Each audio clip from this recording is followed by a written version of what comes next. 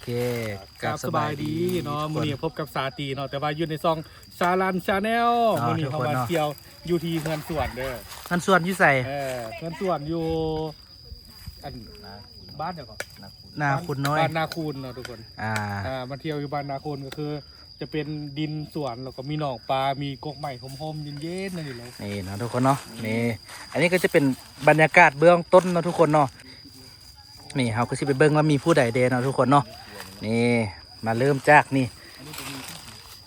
เจ้าของที่ก่อนเนาะเจ้าของที่ดินก่อนนี่สบายดี นี่เนาะเพิ่นซื้อโพไลเนาะทุกคนเนาะนี่เพิ่นกำลังครัวป่าที่ว่าเพิ่นซิดมาด้วยตนเองเลยนี่ทุกคน ปลาตัวใหญ่นี่ปลา ปลาเม่นสิวะมีปลาเม่นปลากดปลาดุก ปลาเข็ง ปลาดุกปลาเข็งนี่ทุกคนโอเคเนาะทุกคนเนาะไปตามกันไปเนาะวันนี้เนาะตามกันไปนี่ทุกคนนี่อันนี้เขาเรียกว่าแกงเห็ดแต่ว่าใส่นอส้มเอ้ยบ่แม่น แกงนอใส่เห็ดเนาะทุกคนเนาะนี่เป็นตาแซ่บบ่เนาะแล้วก็ต่อไปด้วยก็สิมีปิ้งไก่ครับทุกคน ปิ้งไก่ทาปลาแดก ปิ้งไก่ทาปลาแดกนี่ตัวปิ้งแล้วนี่ สิบเมตร นี่ ห่างหายจากวงการเดิน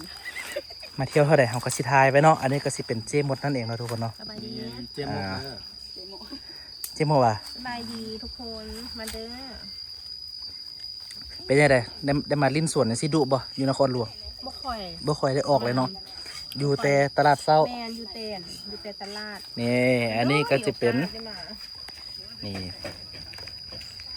เจเพิ่นเนาะอันนี้เจเจ้าของเพิ่นเนาะอันนี้นี่เพิ่นจะแกงนอด้วยตัวเพิ่นเองนอก็บ่ได้เอามาแต่ไก่เลยเอามาแต่สวนนี่เลยแมันบ่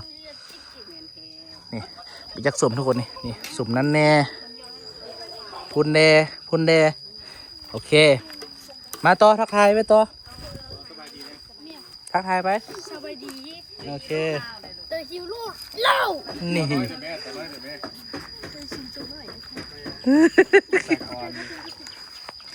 ตามกันมาเนาะนี่ก็สิมีสาวเนาะนี่อันนี้ก็สาวไพ่ก็สาวมุกว่ะสาวมุกนี่ ตำบักหุ่ง อันนี้ก็สิเป็นแฟนสาวมุกเนาะเพิ่นกำลังสิตำมะฮุงสไตล์ตำมะฮุงบ้านนาบ่หรือบ้านสวนโอ้มาอย่างเดียวโอ้ มักเล่น นี่มุกก็ยังบ่อายไพ่เลยว่าอายอยู่โอ้ย เมื่อกี้ทาลิปก่อน ป่ะตารีบเกี่ยวไหมล่ะวะ บ่ อันนี้จะเป็นน้องสาวแอมเนาะเพิ่นเฮียนหมอน้ำกันฮะอันนี้ก็จะเป็นเจ้าของธุรกิจ หุ้นส่วนกัน เพิ่นกำลังตัดมะฮุงอันนี้เราสบายเกินไปแล้วนี่ ตะกี้หันเป็นลูกค้าได้ บอกวิธีกวายเป้ไหมวิธีกวายเป้ ที่ไหนค่อยจะทำพ่อน่ะมัน เป็นอะไร โคตรง่ายทำนี่คุณ ทำดิ สร้างว่าเด้นี่ป่าที่ว่าครัวมาเรียบร้อยเนาะนี่เนาะเพิ่นเกิด ผักกับ ถ้าปลาแรกวะ โอ้ข้าวเจียวนี่เลย เดี๋ยวสิพาไปเบิ่งกันหนาน้องก็งามแฮงนี่ทุกคนนอมีแต่นองามๆกำลังขึ้นมาใหม่ใส่นอนี่สุ่มฟังพี่เปียจักกิโนนี่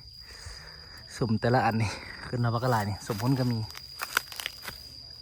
ตอนนี้ก็สิให้บรรยากาศบ้านๆเลยเนาะนี่ล้อมรอบก็สิมีควายอยู่นำพร้อมเด้นี่บรรยากาศบ้านๆเลยถามให้เบิ่งเนาะทุกคนเนาะนี่นองามเลยนอคักอันนี้จะเป็นส่วนของน้องไผ่นั่นเองแล้วก็บอนที่ว่าคนอยู่หลายๆก็สิมีต้นไม้หลายๆอ้อมหอบอยู่ในโฮมทางนั้นก็สิมีหนองที่ว่าพอไหลเพิ่นซิดออกมาเนาะทุกคนเนาะไปเบิ่งกัน ป้าหนองใหญ่อยู่เลยเนาะมีโฮมบอล10 บอก 10 เบ็ดเรียบร้อยนี่โอ้เรียบร้อยแล้วนะนี่นะ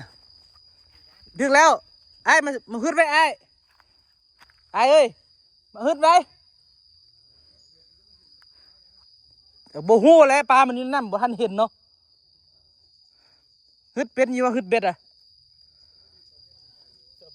นี่ดึงเงี้ยหน่อยฮิไปนี่เด้ทางกล้องนี่เด้ฮิไปเอาคอยสิอยู่เทิงนี่ท่าโดดลงเลยไปเดี๋ยวมันรุดนะไว้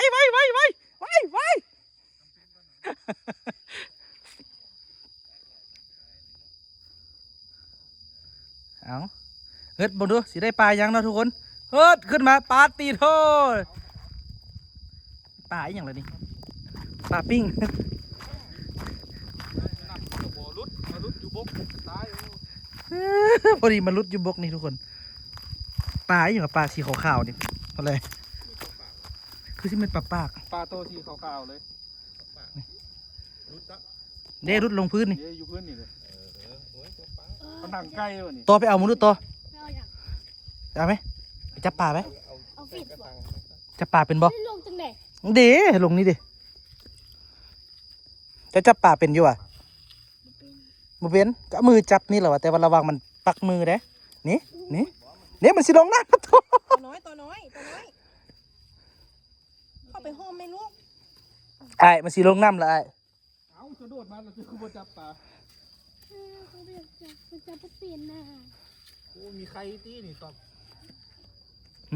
บ่ปล่อยว่าตัวมีไข่น่ะ เนี่ย แม่มีไข่ดื้อ เนี่ย อ่ะ ท้องบักเบ่งๆนี่ เอาปล่อยซะให้มันไปแพร่เอาแพร่ปล่อยมันเอาไปแพร่ซะ ปล่อยเนาะมันท้องใหญ่เนาะบ่มันท้องใหญ่ปล่อยไปเลยเนาะ ปล่อยเขานะบ่ได้มาเฮ็ดบุญนะทุกคนเด้อมันมี ให้มันแพร่ซื่อๆเราว่ามันโดกเราว่าปีนลงกันได้น้ำหนักเจ้าบ่ได้น้อยๆได้โอ้ย จอดแล้ว ไปแล้ววับ ต่อพี่ ไปกลับไปสู่ที่เดิมเอาตาบกลับมากลับมาเบิ่งปิ้งป่าคือเก่า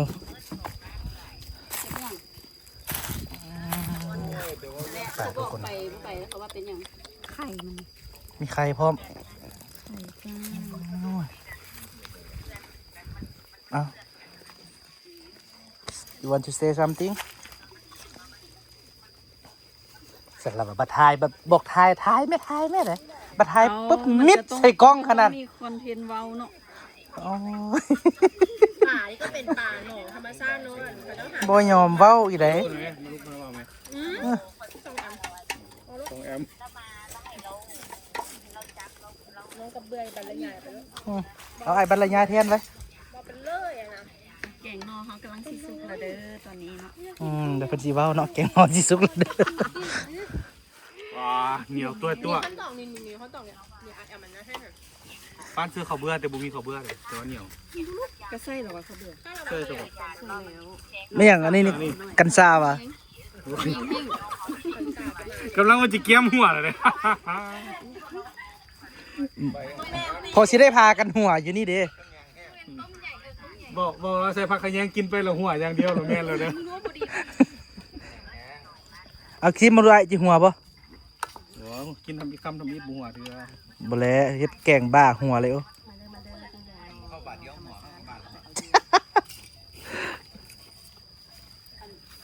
ชิมดู สดๆจากธรรมชาติจ้า เปล่าเอาเข้าไปซูมเขาต้องซูมเข้าไปหาหน้าเราเนาะ ขอเพลงได้ไหม แบบนี้นี่ ชิมชิมยำเอาหัวดิ ยังขนาดยังบ่ทันกินยังหัวแล้วนะทุกคนนะ ปลาสูเสียสุ หัวไหม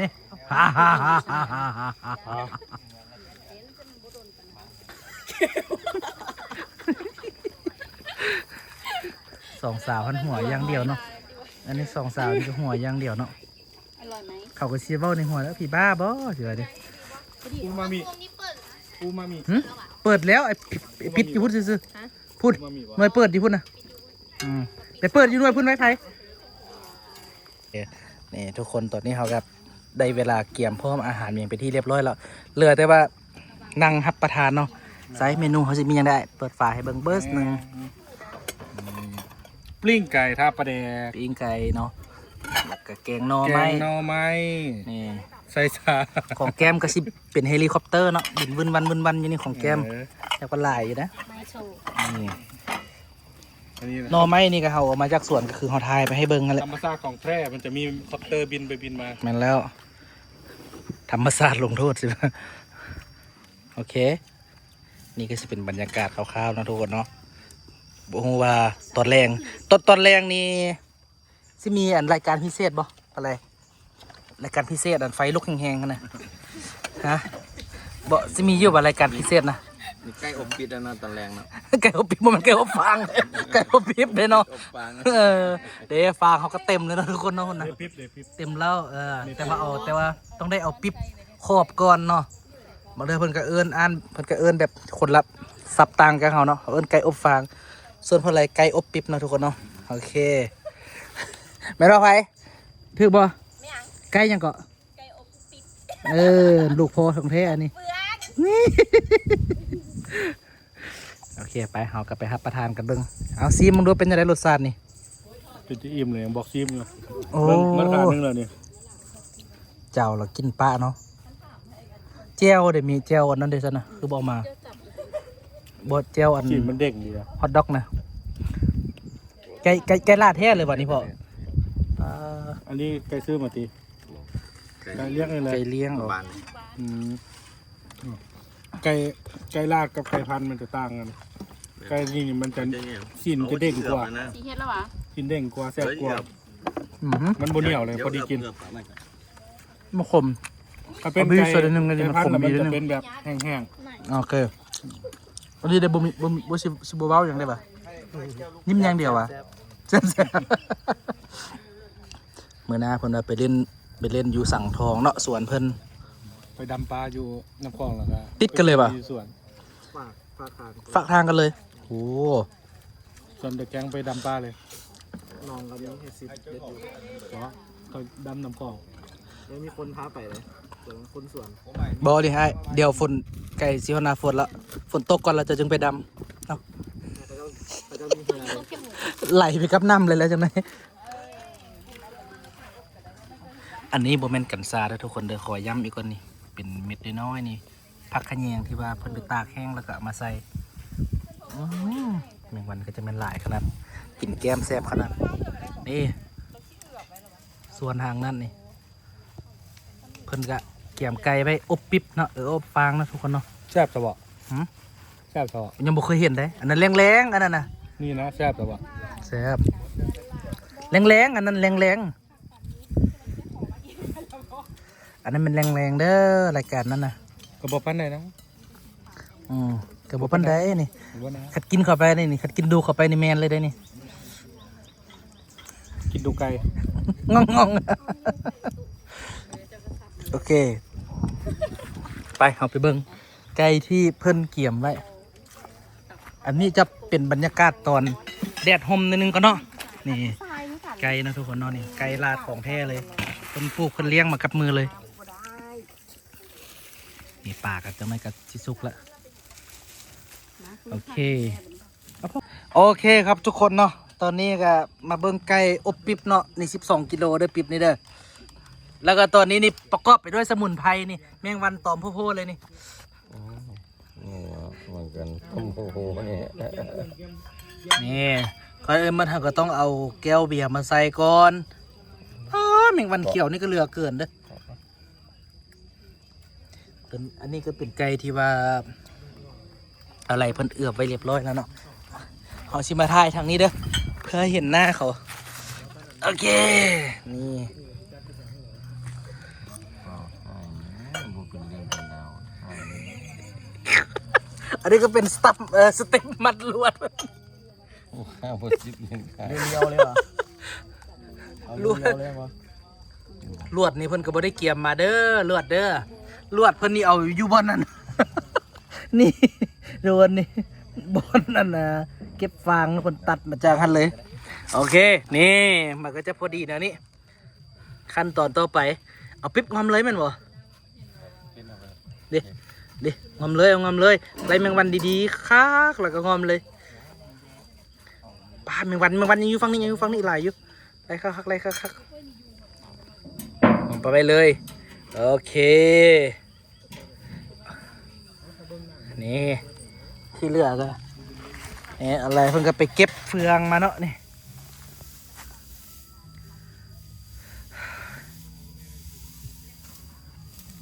ไปเอาเฟืองเสื้อเรามีแต่หน้าที่ทายแล้วเด้ว่าเขามีแต่ทายเขาซาลันชาแนลเจ้าเก็บไว้เบื้องหน้าเจ้าโดดค่อยซูมหน้าเจ้ายังดีนี่เบื้องหลังเพิ่นอันนี้เบื้องหลังเพิ่นเด้ออันนี้เด้อไผ่เด้อ ตัวนั้นเบื้องหน้าอีกมา เลี้ยงมาถ่ายเพิ่มไปไหนเจ้าไปเกลือมู ไปเกลือหมูอ่ะ มาถ่ายให้ไหน จะเอามาให้ละติ เดี๋ยวมาอันนี้เพิ่นสิเอาไปเกลือมูว่าซั่นแต่ที่จริงบ่แม่นเด้อเราสิลักไว้ไปกินเองเด้อทุกคนเด้อ เบื้องหลังปะ สบายพวกเพิ่งลงได้กินแน่ๆมันบอก บ่แม่นผู้บ่าวใส่บ่แม่นผู้บ่าวเสื้อปุ๋ยเด้อเนาะเอาเฮ็ดเพิ่นมาดินี่ ได้กินแน่ๆมันบอก เฮาสิท่าเบิ่งเนาะว่าไก่มันสิสุกบ่ครั้งแรกในชีวิตเด้อไก่อบเฟืองนี่นะ ลองกันเนาะ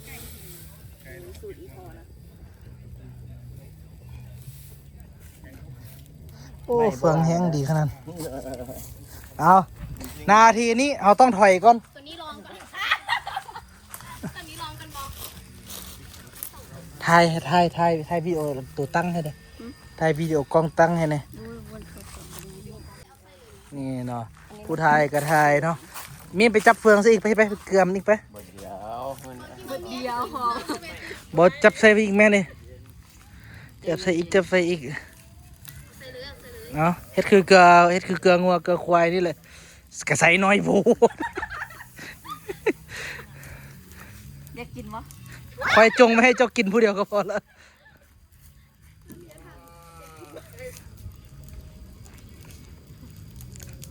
สุกแล้วบอ เจ้าลองซีมมันก่อนหมูไป ไอ้น้องมุกซีมกันเนาะไปจึงซีฮู้ว่าสุกหรือบ่สุกกันโอเคนะทุกคนเนาะเราก็สิอบกันไปเรื่อยๆเนาะแล้วก็มาเบิ่งอีกวันหนึงว่ามันสิเป็นแนวใดมันสิสุกหรือมันสิไหมเอาคันว่าบ่อยากเอาทิ่มใส่หั่นก็ย่ำเอาเองเลยเด้อ เอาให้เจ้าของต้องปะ เจ้าของกล้องบ่แม่นต้อง เจ้าของของต้องไง หวยบ่ดีเองซะนะ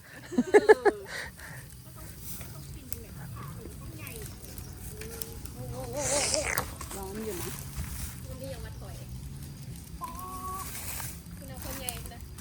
แมงวันหนีเลยที่บนนี้นี่นะแมงวันหนีเลยที่นี่นะฮ้อนเหลือเกินครับทุกคน ไก่อบเฟืองทุกคนเคยกินบ่อร่อยเยี่ยมเหมือนไก่ย่าง5 ดาว เจ้าเคยกินแล้วปะ เคยกินแล้วจ้า ตอนใด แซ่บหลาย เจ้าเคยกินตอนใดก่อน เอาไปซื้อเอา เนาะ ซื้ออยู่ตลาด เจ้าบ่เคยกินซ้ำเขาจะซื้อ อันนั้นเป็นไก่ปิ้งบ่แม่นไก่อบเฟือง ก็อบคือกัน บ่อบอันนั้นปิ้งนั่นน่ะปะไว้ก่อนเอาใส่ก็ใส่เฮามันเป็นเหล้าพุ่นน่ะ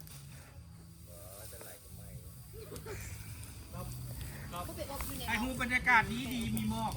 จริงวัน พูดนั้นเพิ่นกำลังแบบ prepare for photographer นี่มียุงลายมากัดพร้อมทุกคนนี่ให้ซูมมาใกล้ๆเลยนี่ตบเปีย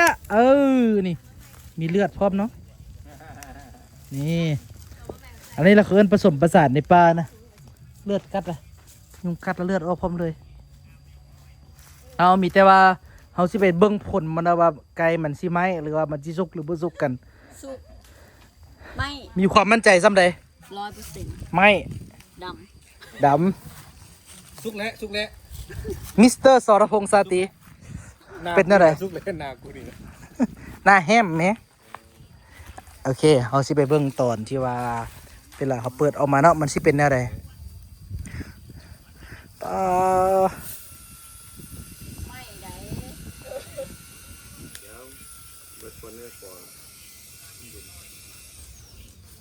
ประมาณจังนาทีก่อนอะไรหรือว่ากะเอาลูกเดียวเนาะเดี๋ยวซูมเอาก็ได้นี่เอาเป็นอะไรอะไร ได้กินแท้เป็นบ่ได้กินแน่นอน เพื่อว่าได้กินแน่นอน ไม่เห็นบ่บ่ไม่ เอาอันนี้ต้องบุกได้แกะเราไปแกะให้ก่อนโอ้ยแล้วกันฝุ่นแกะของเราเด็กันฝุ่นกันฝุ่น โอเคเอาไปเจอกันตอนที่ว่าเปิดปิ๊บเนาะมาเนาะทุกคนเนาะตอนนี้เรามาลุ้นกันเบิ่งว่า ไก่อบปิ๊บไก่มันอีสุกบ่ สุกบ่สุกเท่านั้นเนาะ สุกบ่สุกบ่สุกก็อบไหม ได้กินอีหลีตีเอาคำตอบดู ถามไหมได้กินอีหลีติ ไม่คิดพลานแม่ ได้กินอีหลีเพิ่นว่าได้กินแน่นอนเนาะเอายก มันสิสุกบ่ หนึ่งสอง สุกบ่ เกลือป้าเฮ้ย สุกเสย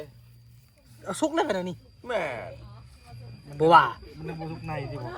โอ้ยฟันมนุษย์เลือดบ่มีฮอดกระดูก ป้า กระดูกบ่มีเลือด มั่นใจว่าขัดซ้ำนี้ก็แม่นปอบแล้วที่ค่อยว่านี่เบิ่งดู อยู่ในกระดูกบ่มีเลือดเลยระดับ ใช่ไหม เนาะบ่เดียวเนาะ ของความอ่อน อีกหน่อยนึงว่ะ ขออีกหน่อยหนึงนะครับ บ่ แต่คือไงวะ ให้เจ้าไปฟันมันก่อนแหม ไปฟันมังกร ฟันปุ๊บนี่เอามีดลงก็ได้เลย บ่เจ้าบ่มีเลือดเลยเด้ เนาะทุกคนเนาะนี่ก็สิเป็นโสมหน้าคนเมาจากเมื่อวานนี่เนาะไปกินไก่อบเฟืองโอ้ยจนบ่ได้ปิดคลิปเลยเนี่ยนี่ทุกคนแล้วก็มื้อนี้นี่มีแขกรับเชิญนี่พี่เมฆเทพแล้วก็สหรัฐอยู่เย็นเนาะ บ่พอเลย นี่เมาหลายนะทุกคนมื้อนี้กับพี่เมฆมาแต่ไทยมากินส้มตำแล้วก็มากินปิ้งนี่โอ้ยทุกอย่างแซ่บหลายนี่เหลือแต่มักเผ็ดกับมักเลียน ซาลาเบก นี่ นี่เป็นประจำหลัก แล้วก็อันนี้ก็จะเป็นดาราท่านใหม่เนาะหรือว่าอินฟูท่านใหม่กำลังเพิ่นกำลังเฮ็ดซองขึ้นมาชื่อช่องว่าอะไรนะ ช่องด้วยสองพี่น้องไทยลาว สองพี่น้องไทยลาวใช่ไหม ไม่ได้มีเมฆกับเกณฑ์ ซื้อของมา เอาเป็นว่าทุกคนก็ไปติดตามแล้วก็กดไลค์กดแชร์กด Subscribe ให้ช่องพี่น้องไทยลาวเนาะ FC ต้อมก็ไปกดให้แบบซองพี่เมฆเพิ่นผ่านไว้มาซี่ซะเนาะเพราะว่าช่วงนี้ก็นึกเหลือจักชั่วโมงได้จักชั่วโมงละ พันชั่วโมงถึง1,000 ชั่วโมงเหรอไม่ถึงมั้งประมาณ500-600มั้ง เหรอแต่ว่า เนาะ สั่งมา ไหนดูสินี่นี่ดูเนี่ยวิเคราะห์เนี่ยตรงเนี้ยโอเคเบิ่งดูซองใหม่มาสิเปิดเบิ่งเด้อเบิ่งซื้อซองกันนี่เบิ่งแค่นั้นนี่สองพี่น้องไทยลาวผู้ติดตามกำลัง530นะโอเคก็ขอให้ยอดชมบรรลุไวๆแล้วก็ชั่วโมง90วันทั้งหมด 1,500เหลืออีกอยู่บึดเดียวอดเอายังเหลือ 2,500ก็จะผ่านละเนาะผ่านซองโอเคสนุกแล้วเราแบ่งเป็นสองพาร์ทถ้าเวลามาอยู่ด้วยกันก็จะไปเที่ยวด้วยกันแต่ว่า ถ้าแยกฝั่งคนนึงก็จะถ่ายที่ลาวแล้วคนนึงก็ถ่ายที่ไทย โอเคบางนึงเพิ่นกลับไปไทย ไอ้เมฆปอกกระเรียนทุกคลิปเลยลงในซองเดียวกันเลย แล้วก็เพิ่นไปไทยกับตัวโยยกับอูลองซานหากะมาเนาะไปหาปลาอยู่พุ่นก็ถือว่าสนุกมวนซื่นหลายเนาะไปพุ่นนี่ผู้หาปลาตัวจริงก็คือหมอเกตเนาะหรือว่าด็อกเตอร์บุญเกตนั่นเองตั้งชื่อให้ผู้นั้นผู้นี้ขยันตั้งชื่อซะด้วย โอเคเนาะทุกคนเนาะคลิปนี้ก็สิมีประมาณนี้มีแต่ว่าผู้ใดอยากกินอบกอบไก่กันมาแวะที่ลาวเนาะคือไก่อบเฟืองนั่นแหละโอ้ยแซ่บหลายก็เป็นส่วนของน้องสาวเพิ่นคือเฮาเว้าไปหั่นแหละเนาะมื้อหน้าพี่เมฆมาเดี๋ยวสิพาไปถ่ายมาสิโอเคคลิปนี้ก็ถือว่าจะจบเพียงเท่านี้ให้ทุกคนไปกดไลค์กด Subscribe เพื่อเป็นกำลังใจให้ซองต้อมกับซองพี่น้องไทยลาว คือเก่าเนาะแล้วก็เบิ่งคลิปหน้าเดี๋ยวต้อมสิมาเสนอว่าสิมาแบบสอบถามเบิ่งว่า ถ้าต้อมเฮ็ดคลิปอยู่บนเก่ามันสิมีคนเบิ่งบ่ก็ย่านแบบมันสิน่าเบื่อนั่นนี่เนาะต้อมก็บ่ได้ไปใส่กันอยู่แต่ห้านนี่แหละโอเคบ๊ายบาย